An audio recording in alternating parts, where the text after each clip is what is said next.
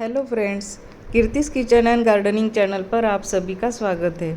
आज हम pandanus plant के प्रोपागेशन और कंप्लीट केयर के बारे में बात करने वाले हैं। ये स्पाइडर प्लांट जैसा दिखता है लेकिन स्पाइडर प्लांट नहीं है। ये पेंडेनस की वेरीगेटेड वैरायटी है, इसको गोल्डन पेंडेनस कहते हैं। इस प्लांट में और स्पाइडर प्लांट में मेन फ़र्क है इनके बेबी प्लांट्स। स्पाइडर प्लांट के बेबी प्लांट्स जो है वो पत्तियों के टिप से निकलती है, यहाँ पर टिप से, जबकि ये प्लांट मिट्टी में ही मल्टीप्लाई होता रहता है। एक प्लांट से 2, 3, 4 खूब सारे प्लांट्स बनते रहते हैं। नर्सरी में ये पौधे महंगे मिलते हैं, इसलिए इनके बेबी प्लांट्स को अलग करके हम खूब सारे नए प्लांट्स तैयार कर सकते हैं। ये एक मेन प्लांट है, इसके अंदर ये एक और ये 2 नए प्लांट तैयार हो गए हैं, इनको हम अलग कर लेंगे। मैं नर्सरी से एक पौधा खरीद के लाई थी और उससे मैंने इतने सारे नए पौधे तैयार कर लिए हैं। सुंदर लग रहे हैं ना।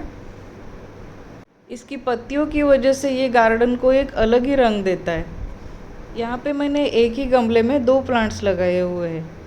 एक सदाबहार का पौधा है और दूसरा ये पेंडेनस का प्लांट लगाया है। ये गमला मेरा आगे से टूट गया था तो उसको रिपेयर करके उसमें मैंने डिवीज़न बना दिया और डिवीज़न बना के पीछे के साइड में तो सदाबहार का पौधा लगा लिया और आगे ये पेंडेनस लगा लिया। इसकी पत्तियों में 2 कलर है, ग्रीन और येलो। इसकी सिर्फ ग्रीन वाली वैरायटी भी आती है। ज़्यादा गर्मी की वजह से इसकी पत्तियां जल गई है, इनको हम कट कर लेंगे ताकि इसका शेप और सुंदरता दोनों बनी रहे। जब हम ज़्यादा पानी पिला देते हैं तब भी इसकी पत्तियां इस तरह से जलने लग जाती है। इसको कम पानी की ज़रूरत रहती है। जब इसकी मिट्टी सूखी हुई दिखे तभी पानी पिलाना चाहिए। इस तरह से मिट्टी गीली हो तो पानी बिल्कुल भी ना पिलाएं। मिट्टी पूरी सूखने दीजिए, उसके बाद उसको अच्छी तरह से पानी पिलाइए। मिट्टी लगातार गीली रहेगी तो पौधा ख़राब हो जाएगा, उसकी स्टेम गलने लग जाएगी। यहाँ देखिए सेंटर में ये पत्तियाँ गलने लग गई है, सड़ने लग गई है।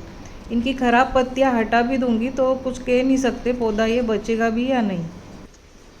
ये देखिए इसकी तो स्टेम ही हाथ में आ गई। ये पूरी तरह से सड़ चुका है, अब ये पौधा नहीं बचेगा। इसकी और एक खासियत है, ये पौधा ऊपर की तरफ उठता हुआ बढ़ता जाता है। ये देखिए कैसा ऊपर उठा हुआ है और रूट्स जो है वो ओपन हो गई है, ऊपर वाली रूट्स दिखने लग गई है। तो इनको थोड़ी सी मिट्टी डाल के हमको सही करना पड़ेगा।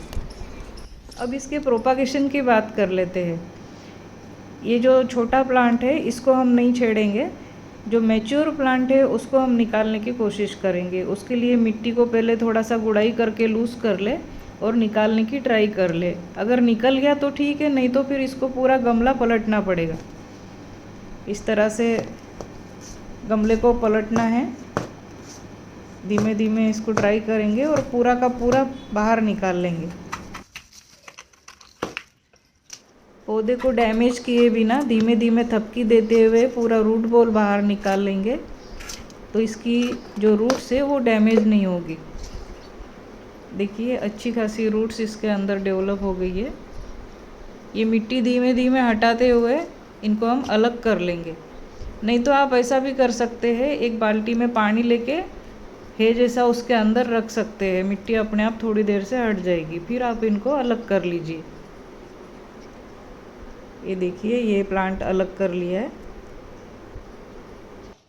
जब तक हम इसकी मिट्टी तैयार कर लेते हैं थोड़ी देर के लिए हम इसको पानी में रख के छोड़ देंगे।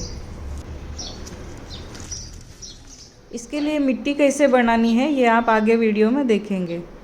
जो गमला लेना है उसको ड्रेनेज होल होना ज़रूरी है। उसको मटकी के टुकड़े या फिर गमले के टुकड़ों से कवर कर देना है। इस तरह से होल को कवर कर देंगे और उसके बाद इसमें हम मिट्टी भर लेंगे। आधे गमले से थोड़ा ऊपर तक मिट्टी भरनी हो जाए तो उसके बाद उसमें हम पौधा लगा लेंगे। इस पौधे को मिट्टी के अंदर अच्छे से बिठाएंगे।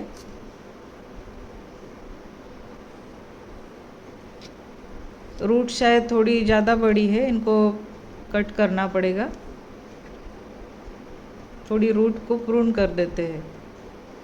इससे क्या होगा कि जब नई रूट्स बनेगी तो उनको डेवलप होने के लिए गमले में जगह बन जाएगी। और ये पौधा भी अभी अच्छी तरह से गमले में सेट हो जाएगा।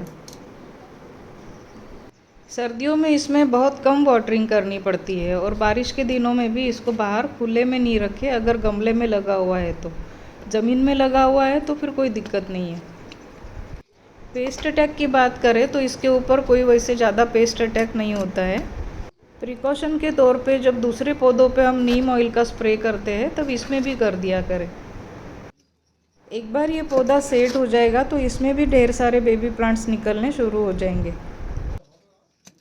कोई भी पौधा लगाने के बाद उसमें वाटरिंग ज़रूर कर देनी चाहिए ताकि मिट्टी में कोई एयर स्पेस नहीं बचे। अब मिट्टी की बात कर लेते हैं। इसके लिए जो मिट्टी बनाएंगे उसमें 40% आपको लेनी है रेत, उतनी ही मात्रा यानी 40% लेनी है नॉर्मल गार्डन सॉइल, 20% जितनी कंपोस्ट और करीब 1 मुट्ठी जितनी नीम खली। इस प्लांट में फंगस बहुत जल्दी लग जाता है, इसलिए आधा चम्मच इसमें फंगीसाइड पाउडर डालना ज़रूरी है। हमने यहाँ पर ट्राइकोडर्मा यूज़ किया है, आप किसी भी कंपनी का ले सकते हैं। हम जो मिट्टी बनाते हैं वो अच्छी वेल ड्रेन होनी चाहिए, इसमें पानी बिल्कुल भी रुकना नहीं चाहिए। दूसरा पौधा हमने जो अलग किया है उसको भी फटाफट से लगा लेते हैं।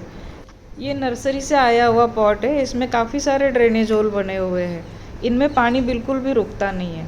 ड्रेनेज होल कवर करने के लिए ये मटकी का टुकड़ा ले लिया है, इसका उभरा हुआ भाग ऊपर रखते हुए सारे ड्रेनेज होल कवर कर लेंगे। इसको आप किसी पतले से कपड़े से भी कवर कर सकते हैं।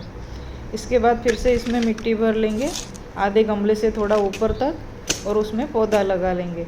ये पौधा बहुत ज़्यादा घना था तो लगाते टाइम प्रॉब्लम नहीं आए, इसलिए इसको हम धागे से बांध लेते हैं। इसकी भी रूट प्रूनिंग कर लेंगे और जैसे पहले वाला पौधा लगाया सेम उसी तरीके से इसको भी लगा लेंगे। ये एक लो मेंटेनेंस हार्डी प्लांट है, इसको न तो ज़्यादा पानी की ज़रूरत है न ज़्यादा खाद की ज़रूरत है। फरवरी और अक्टूबर मंथ में थोड़ी थोड़ी खाद डाल देते हैं तो भी इसके लिए सफिशिएंट हो जाता है। वर्मी कंपोस्ट और गोबर की खाद इसके लिए बेस्ट होते हैं और खाद डालने के बाद पानी ज़रूर पिलाएं। नीचे ड्रेनेज होल से पानी बाहर आ गया है, मतलब ड्रेनेज सिस्टम अच्छे से काम कर रहा है। गर्मियों में धूप में पड़े पड़े इसका कलर थोड़ा फेड हो जाता है, बाकी पार्शियल धूप में इसको रखते हैं तो कलर इसका एकदम लश ग्रीन रहता है। पौधा लगाने के तुरंत बाद उसको बारिशों में मत रखिएगा वरना ख़राब हो सकता है। पौधे को ग्रीन नेट के नीचे या फिर जहाँ पर पार्शियल धूप आती हो ऐसी जगह रखिएगा। और वीडियो पसंद आ रही हो तो प्लीज़ लाइक और शेयर ज़रूर कर दीजिएगा, आपके एक लाइक से हमारा मोटिवेशन बढ़ता है। और अभी तक मेरे चैनल को सब्सक्राइब नहीं किया है तो कर लीजिएगा। फिर मिलते हैं मेरी अगली वीडियो में किसी नए टॉपिक के साथ।